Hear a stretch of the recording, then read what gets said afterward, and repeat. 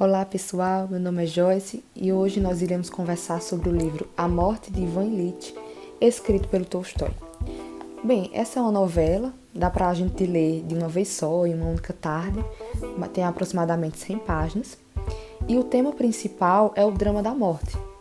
Então, já adianto para vocês que é um livro que vai trazer muitas reflexões após a leitura, que vai acompanhar a gente vários e vários dias, após o término da leitura. Então, introduzindo um pouco vocês, sobre o tema do livro, Tolstói nos apresenta a história de um funcionário público de 45 anos, chamado Ivan Ilitch, e logo no início nós entramos em contato com as informações de sua morte. A gente já começa lendo os desdobramentos, a reação dos colegas de trabalho, a reação dos familiares, logo após a notícia de sua morte e os acontecimentos do velório. Então, já no velório, os diálogos que são travados ali já nos mostram um pouco quem foi Ivan Ilitch, e como pelos olhos ali das outras pessoas, dos outros personagens. Então, a gente percebe que os colegas de trabalho estão meio que debatendo, comentando quem é que vai substituí-lo no cargo. Tem uma cena muito interessante onde a esposa dele, a Praskovia, adoro esses nomes russos, ela está ali comentando, conversando na sala da residência deles com um colega de trabalho, e a gente nota que ela está meio que cumprindo umas funções sociais, de recepção, mas na verdade ela está querendo chegar em outro ponto, em outro assunto, que é justamente o assunto da pensão, a pensão que ela vai receber após a morte do marido. E aí o Tolstói também vai nos mostrando, vai regredindo um pouco e mostrando a biografia do Ivan Ilitch. Ivan Ilitch fazia parte de uma família de 3 filhos, sempre teve uma conduta exemplar, era uma pessoa agradável, bem aceita socialmente, passou vários anos investindo na sua carreira e se divertindo, jogando com os amigos, até que chega um momento que ele decide se casar.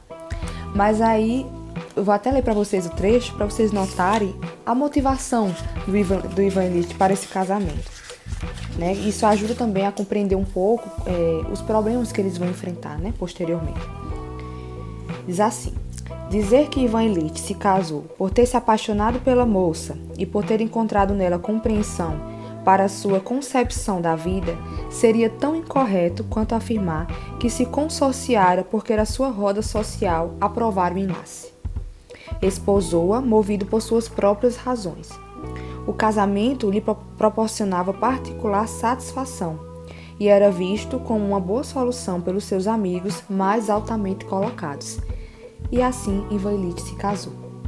Então percebam a motivação, a motivação do status, da vida em sociedade, que trouxe, que o levou a se casar. E aí a gente também vai conhecendo, depois na leitura, alguns problemas, quando a esposa fica grávida do primeiro filho e fica um pouco mais irritadiça, e eles começam a ter alguns conflitos. E a postura do Ivan Ilitch é se esquivar, ele não procura encarar a situação de frente e resolver esses conflitos. Ele se refugia no trabalho. E aí meio que cria uma armadura, ele se fecha no mundo do trabalho e passa anos, são 17 anos de casamento. Os dois meio que vivem num campo minado, onde vários temas não podem ser mencionados, pequenas discussões viram brigas gigantescas, eles perdem alguns filhos, os filhos crescem, e aí eles vão levando, esses anos de casamento. Até que chega um momento, que ele vai ser promovido, eles têm alguns problemas financeiros e estão em busca de uma colocação melhor, e ele vai morar em outra cidade. E aí eles meio que têm um momento de trégua ali no casamento, Eles estão empolgados com essa mudança de vida, com essa mudança de casa. O Ivan vai para essa outra cidade para organizar a residência, para a família poder morar. Nesse momento, a gente meio que começa a perceber a causa da morte, que é uma causa muito banal e que vai nos levar a refletir também sobre a nossa vida. Dizer, poxa, isso poderia acontecer comigo também. Ele vai sofrer um acidente doméstico, eu não vou descrever como, se vocês lerem, vocês vão saber.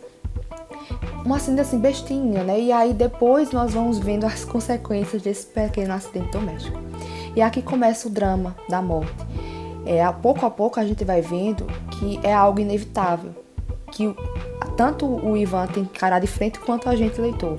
Ele vai sentindo uma dor, eles chamam doença de lado, durante o livro inteiro, e essa dor do lado vai crescendo, e passam dias, passam meses, e esse sofrimento vai apenas aumentando. Ele procura vários médicos, gasta bastante dinheiro em busca de tratamento, né? Ele não é uma pessoa que desistiu da vida, ele luta bastante, mas é cada vez algo que vai se agravando gradativamente e que ele não tem para onde fugir, não tem como correr, né, dessa situação. Nesses instantes finais, né, de maior sofrimento, começam a vir as reflexões, né, que eu acho que é algo comum com todos nós, né? A gente começa a pensar, será que eu vivi a minha vida como eu deveria? Né? Como é que eu vivi a minha vida? Como é que foram todos esses anos? Minhas relações com a minha família, com o meu trabalho, com as pessoas próximas. Então ele começa a pensar sobre isso. E ele começa a pensar no porquê de tanto sofrimento. Procurar justamente um sentido, que é justamente um dos temas desse livro, o sentido da vida. Então ele começa a pensar e a procurar esse sentido.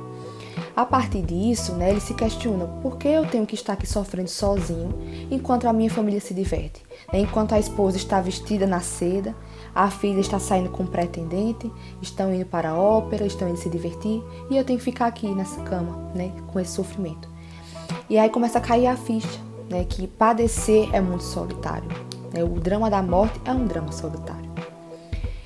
E a partir dessas reflexões que ele faz do sofrimento, ele começa a sentir falta de algumas atitudes da família. Começa a perceber que de fato ele vai morrer, né? Que é a morte, aquilo que ele está sentindo é a morte. E os parentes, né, os familiares, agem de forma completamente oposta. Eles agem como se não tivesse acontecendo nada, né? Essa é a percepção do Ivan. Eles estão ali se divertindo, é como se fosse mais um incômodo ali na casa. Né? Não é como eles não falam e não tocam no assunto da morte. E aí, se aproximando, né, dos instantes finais, até o momento realmente da morte, nós acompanhamos essas reflexões e sofremos, né, junto com ele, porque nada tem consolo. E tem até uma parte muito interessante que ele menciona que gostaria de ser acarinhado como uma criança. Ele queria que as pessoas chegassem e oferecessem carinho e cuidado, né, como se faz com uma criança. E isso ele não tem, por parte da família dele. A partir disso, nós podemos pensar as formas que podemos ver o sofrimento. Né? Ele vê o sofrimento, enquanto ele vê o sofrimento dessa forma, porque eu sofro e os outros não, é um peso muito grande. Mas no final tem um acontecimento chave, também quando vocês lerem, né, vocês precisam ler para captar isso, eu não posso contar tudo, que é quando o filho mais novo se aproxima dele, silenciosamente, ao redor da cama. E sofre, o filho dele sofre, chora, né, por ver o estado do pai, o pai gritando, se debatendo de dor. E é quando ele se dá conta disso, ele para de olhar para o próprio sofrimento e se volta para o filho. E aí ele percebe que de nada adianta a gente passar a vida inteira focado apenas nos nossos sofrimentos, porque o que realmente importa é o amor e o sofrer pelo outro, é olhar para o sofrimento do outro. Quando nós voltamos os nossos olhos para o sofrimento do outro, a gente meio que deixa de lado o nosso sofrimento, reduz a proporção, reduz o tamanho. E é isso que ele percebe ali, poucas horas, né, antes de morrer, de fato. E ele vai percebendo que é tarde para ele, né? Não é tarde para nós, leitores, né? A gente pode tirar muitas lições de uma história como essa e começar a pensar, né, enquanto não é tarde pra gente, mas era tarde para ele. E mesmo assim, nas últimas horas de vida, nos últimos instantes, ele conseguiu consertar isso e morrer em paz, né? Vocês vão precisar ler esse final para saber de fato, né, como é que esse sofrimento cessa, né, o sofrimento físico e o sofrimento mental, né, a percepção que ele tinha das pessoas, a dor de ver as pessoas agindo como se não tivesse nada acontecendo com ele. Então, gente, é um livro assim maravilhoso.